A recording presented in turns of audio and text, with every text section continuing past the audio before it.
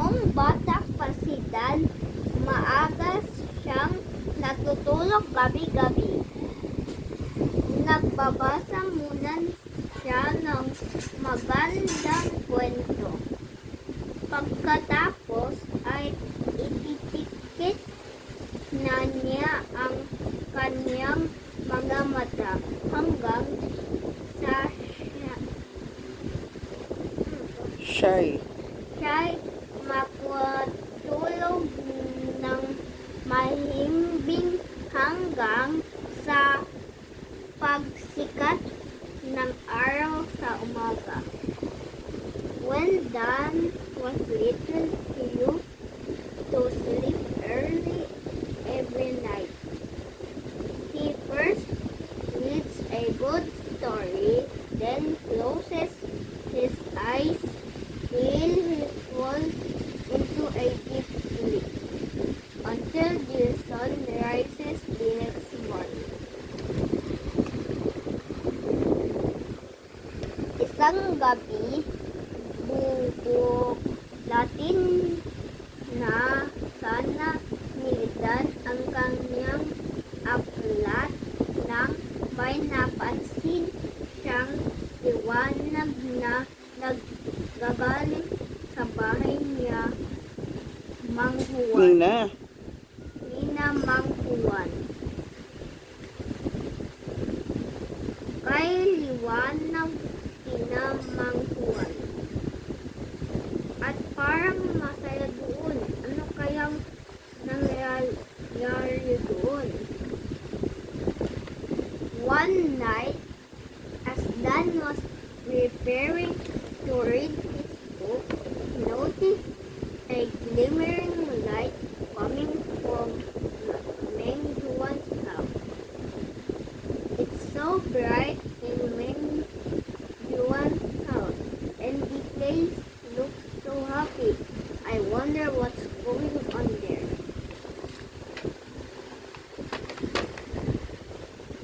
Lumipad si Dan at dumapo sa sangga ng punong malapit sa bintana ng bahay ni Mang Juan.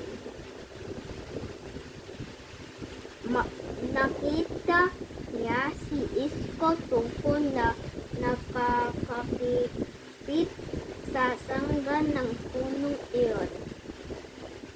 Aba, Dad, sabi ni Isko. Gabi na, ay gising ka pa? Di ba kayong mga tandang ay maagang natutulog? Titignan ko lang kung ano yung liwanag na nagmumula sa bahay ni Mang Juan. Sagot ni Dan. Oo, may bagong binili si Mang Juan sa Maynila, sagot ni Isko. Then, flew out and Perch on a branch of a tree near the window of Mang Juan's house. He saw Isko the gecko clinging to the branch of the tree. Hey Dan, Isko said. It's late and you're still up. I thought cockerels like you sleep early. I just want to take a look at that strange light coming from Mang Juan's house. Dan answered. Oh yes, Mang Juan's house brought something in Manila, Isko answered. Tinitignan ni Dan ang kakaibang bagay na iyon. Ito'y isang kahong may makapal na salamin umiilaw sa gitna. Mula sa salamin ay may mga maliliit na taong nagkakantahan at nagsasayawan. Kay titingkad ng kulay ng mga damit nila at kay kaganda ng kanilang mga muka. Paano kaya nagkasya ang mga taong yon sa maliit na kahon? Mangha si Dan. 1, 2, 3 oras ang nakalipas. Naaliw ng gusto si Dan sa panunood sa mahiwagang kahon. Napuyat tuloy siya nang hindi niya namamalayan na hilo na siya nang bumalik sa kanyang tirahan. Dan stared at the strange thing. It was a box with a thick glass that closed at the center. Inside the glass are little men and women who were singing and dancing. Their clothes were very colorful and they had beautiful faces. How on earth could they all fit inside that little box? Dan wondered. 1, 2, 3 hours passed. Dan enjoyed watching the mysterious box that he didn't notice that it was past his bedtime. He went home feeling dizzy.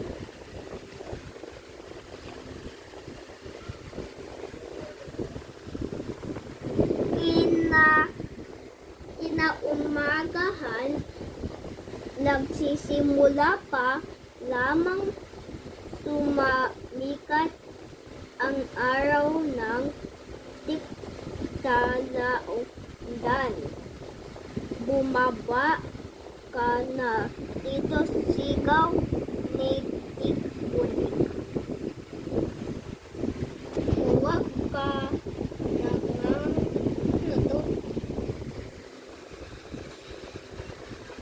nang Huwag ka ngang may ngaytik. Inaantok pa ako. Mamiyan na lang ako susunod sa inyo. Aba, may maya-maya'y patutupain na tayo 5 buwan. Bakit ba parang puyat ka? Taong makikisip na si Blas, Texas. May ginawa lang akong importante. Kakagabi ang nauutal na sagot ni Dan. Oh, sige. Bilisan mo na at sumunod ka na sa amin. Naiinip na sagot ni Ines Cantunis, ang nag-iisang babae sa kanilang grupo. Early next morning, while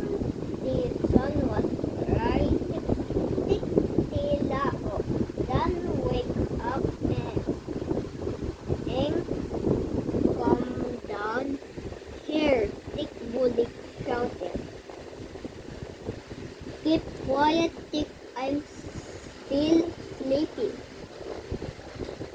I will just, I'll. I'll Wala ka nakitang will, diba? W-I-L-L. just catch up with you later. But Ming Yuan will with us in a little while.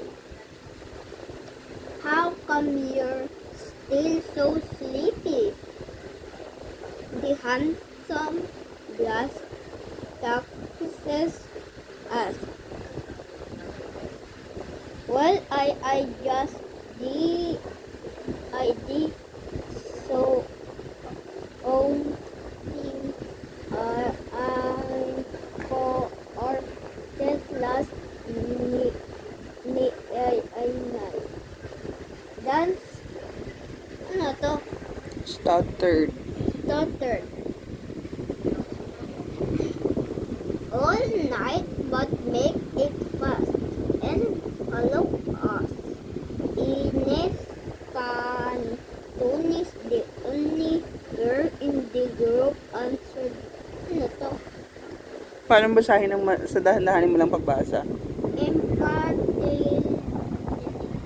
Impatiently. Impatiently.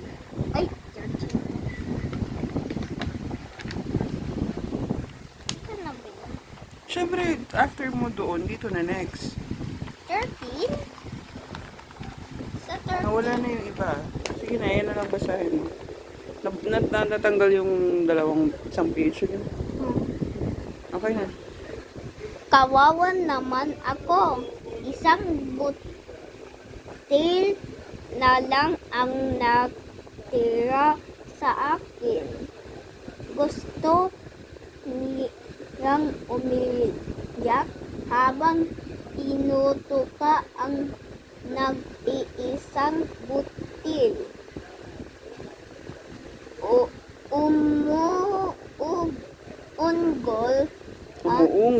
Umuungol ang kanyang tiyan, pero wala naman siyang magawa.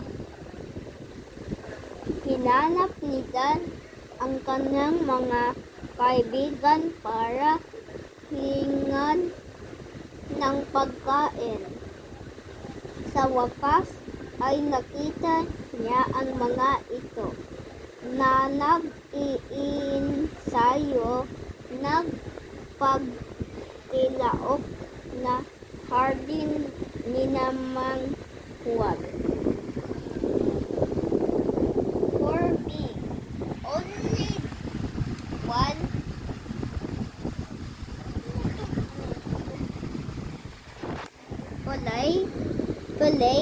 Palays. palays left for me. He wanted to cry as he ate the last grain. His Stomach. stomach grumbled, but he couldn't do anything. Dan looked for his friends to ask for food. At last, he found them in Yuan's garden, practicing their rowing. Tapos na ba? Tagal pala niyan. Lapit na. Plastic nagutom na ako. May naitago ba kayong pagkain? Tanong ni Dan. Nagpunta ka na ba sa bakuran ni Mang Juan? Sagot ni Ines. Oo, pero ubos na ang mga palay doon. Palay. Doon. Alam mo yung palay, anak? Yun yung bigas na may balat pa. Ah, Palay yun. Yun yung pinapakain sa mga manok.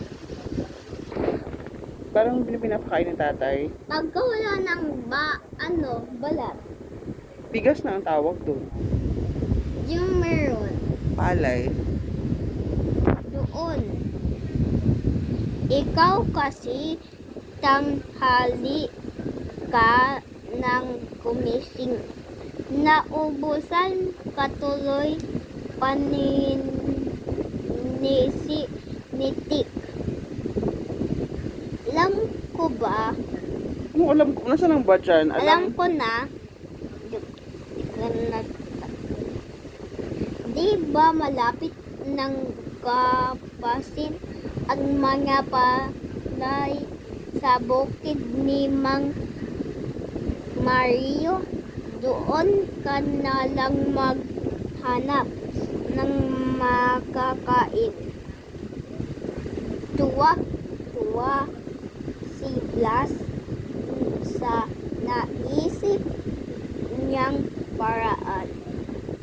Napanggiti si Dan. Tama si Blas.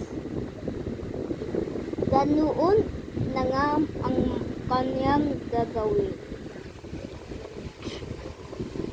Blas, Tik, I'm very hungry. Do you still have food? Dan asked. Did you go and look at Meng Juan's backyard? Ines asked.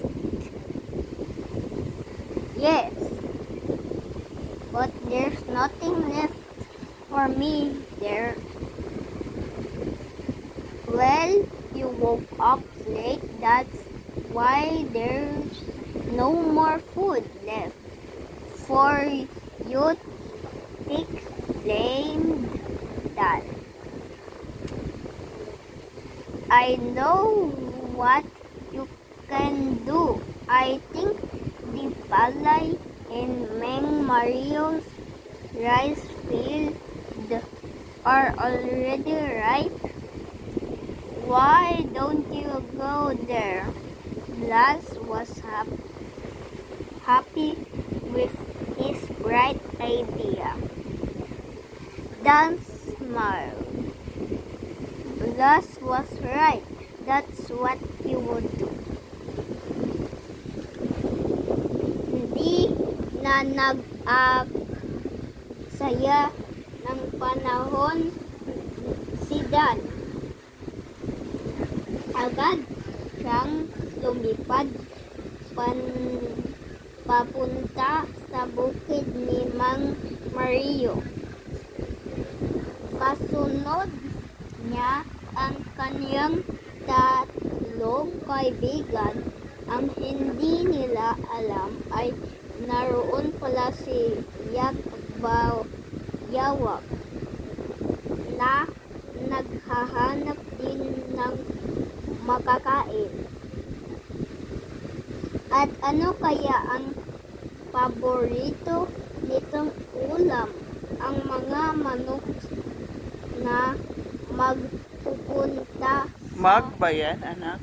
Magpupunta ba yan? Basahin mo nga ulit. nagpupunta sa bukid ni Mang Mario.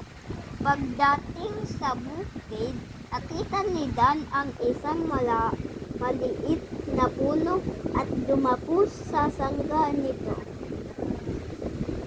Wala siyang kamalay-malay na si Yak Bayawak ay nagtatago sa di kalauyuan. Dan wasted no time. He quickly flew to Mang Mario's rice field. His three friends followed him. They didn't know that Yak the Luwagana The iguana. was also there looking for food. And what was Yak's favorite meal? Chickens that wander in Mario's farm. As soon as Dan reached the rice field, he saw a small tree and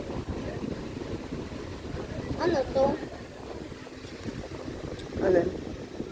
Ato. Tama ka kanina binasa mo na rice field. Ay, ato pala. First. First on its branch. Hindi siya perch kasi wala naman siyang H. First. On its branch.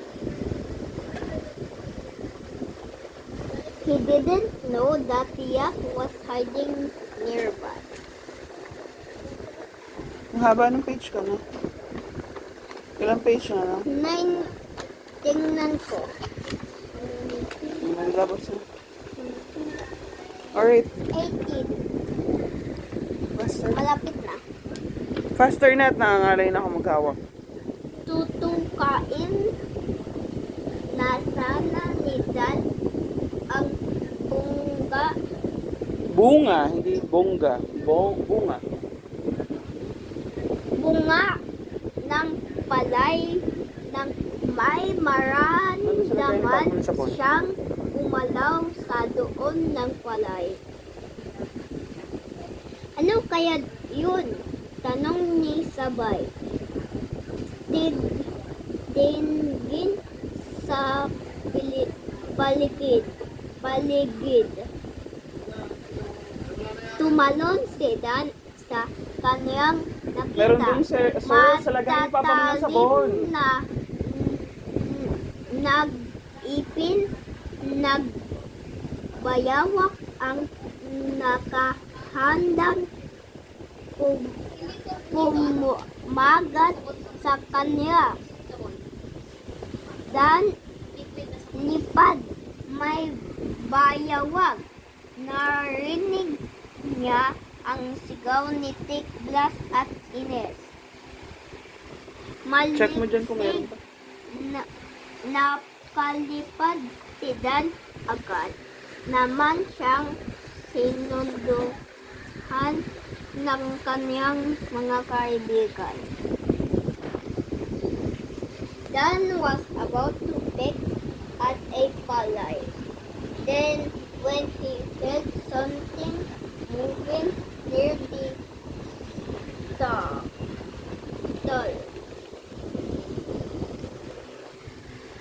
Stalk. Stop. What could that be? He said as he looked for it. His heart jumped at what he saw. The iguana's sharp teeth were ready to bite. Tatapusin mo ba yan? Oh, fly away. Then there's a bayawak. He heard Tik, Blas, and Ines shout. Then flew past. His friends quickly followed. Okay. Nasa ay! Yung meron pa. Tama na, tapos na. Yan na. Tapos na. Yan pa. Okay. Kay bilis pa rin ng kabog sa dibdib ni Dan kahit nakalayo na siya sa bibig ng bayawak. Mabuti na lang at hindi ka ginawag tanghalian ng bayawak kay laking pasasalamat ni Blas. Oo na nga, akala ko'y katapusan ko na. Ano to? Nininervyos. Nininervyos na sagot ni Dan. Kasi kung hindi ka nagpuyat kagabi, hindi ka sana naubusan ng palay. At hindi mo na kinailangang humanap ng pagkain sa palayan ni Mang Mario. Ang laki pala ng bayawak doon. Parang matandang Pagod ka na ba? Tama na, anak. Pagod na